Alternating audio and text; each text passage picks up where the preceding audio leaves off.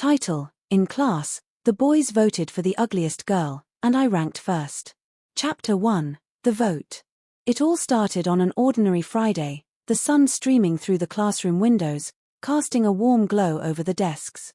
The boys were whispering excitedly, a mischievous gleam in their eyes. I had no idea that they were plotting something cruel. It wasn't until the laughter erupted and names were being thrown around like confetti that I realized what was happening.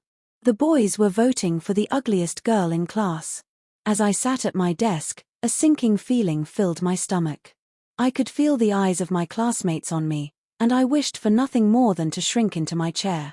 My mind raced with thoughts of how ridiculous this was. How could they? But deep down, I feared the outcome. When the final tally was revealed, I was stunned to find my name at the top of the list. Shock washed over me, followed by embarrassment and heartache. I looked around the room, searching for any sign of compassion. But all I saw were snickers and smirks, including Simon's. He was supposed to be my friend, the boy I had secretly loved since middle school, whose laughter felt like sunshine on my darkest days. As I glanced at Simon, my heart sank further. He was laughing along with the others, seemingly enjoying the spectacle. My cheeks burned with humiliation, and in that moment, I felt utterly alone. Chapter 2: The Confession.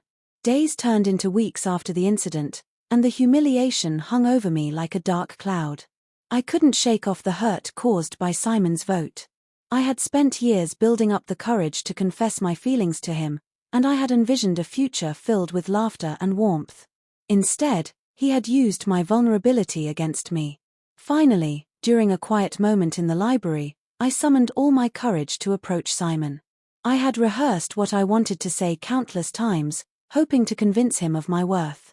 As I stood before him, my heart pounded in my chest. "Simon, can we talk?" I asked, my voice shaking slightly. He looked up from his book, surprise flickering across his face. Sure," he replied, closing the book. I took a deep breath, my palms sweaty. "I just wanted to tell you that I like you. I have for a long time." He chuckled softly, and my heart sank. "Really? You should probably work on your self-esteem first," he replied, his eyes glinting with amusement. The words cut deep, and I felt tears prick my eyes. I turned and fled, the echoes of his laughter following me like a ghost. Chapter 3: The Aftermath. The years that followed were a mix of heartbreak and healing. I became determined not to let Simon's words define me. I focused on my studies, immersed myself in new friendships, and slowly began to love myself. With every small victory, I felt the weight of Simon's laughter fade a little more. High school ended, and I entered university with a renewed sense of purpose. I dated casually, and while no one captured my heart quite like Simon had, I learned to appreciate the love and affection from others. Then came the fateful day of the interview on the finance TV channel, where I'd be attending as a guest. As I took my seat, my heart raced with excitement and nerves. I hadn't anticipated seeing Simon again. Our paths had crossed only briefly after graduation, and the encounters had always been fleeting. As I prepared for the segment, I noticed Simon being ushered in. He looked as handsome as ever, exuding confidence in his tailored suit. The moment he spotted me, I could see the flicker of surprise in his eyes, quickly replaced by a grin. Chapter 4: The Unexpected Revelation. The interview unfolded, filled with engaging banter about finance, market trends, and career growth. Then, the host turned to Simon with a serious question. "Do you have any regrets in life, Simon?" He paused for a moment, his expression contemplative. Then he spoke directly into the camera, his voice steady. "In high school, I mistook a pearl for a fisheye and accidentally let someone else snatch her away. I've regretted it day and night for 7 years, but fortunately, she's still single, so I still have a chance." My heart dropped. He was talking about me. The memories flooded back, the laughter, the heartache, the years spent trying to move on. The man sitting next to me, Daniel, shifted uncomfortably at my side. I could feel his eyes on me, filled with confusion and curiosity.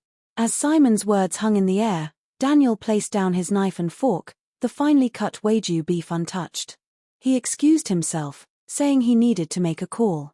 I watched him walk toward the balcony, uncertainty gnawing at my insides. Chapter 5. Confrontation on the balcony. On the balcony overlooking the sea, Daniel spoke into his phone with a commanding tone, completely detached from the world around him. I couldn't hear his words, but the way he held himself exuded power and control. After he hung up, he turned to me, his expression intense. "So, what's the story with him?" he asked, his voice calm but with an underlying current of tension. I sighed, the weight of years of emotion spilling out. "Simon and I go way back. He was my first crush, but it didn't end well. He hurt me." Daniel's jaw tightened, his gaze unwavering. "And now he regrets it." I nodded, my heart conflicted. He's changed, I think. But he didn't just hurt me, he hurt a part of who I was back then. Daniel stepped closer, his presence solid and reassuring. "I don't want to lose you to someone who didn't see your worth before," he said softly. "But that was years ago." "I've moved on," I replied, trying to quell the flutter of hope that Simon's confession had ignited. Chapter 6. The Choice. With Daniel beside me, I felt strong, empowered by the choices I had made. But Simon's revelation lingered in my mind like a haunting melody. Did he truly regret his actions? Would he try to win me back? The uncertainty left me feeling torn between two worlds. As I re-entered the dining area, Simon caught my eye. His expression was earnest, a mix of hope and fear. He approached me, hesitation evident in his steps. "Can we talk?" he asked, his voice low. I nodded, leading him away from the table. We found ourselves in a quiet corner, the buzz of the dinner party fading into the background. "I meant what I said earlier," Simon began, his eyes searching mine for understanding. "I was a fool for not recognizing your worth back then. I mistook a beautiful pearl for something ugly, and I regret that every day." I felt the weight of his words, but doubt lingered in my mind. "You can't just erase the past, Simon. It took me years to heal from your rejection." "I know," he replied, desperation lacing his tone. "But I've changed. I'm not the same person I was in high school.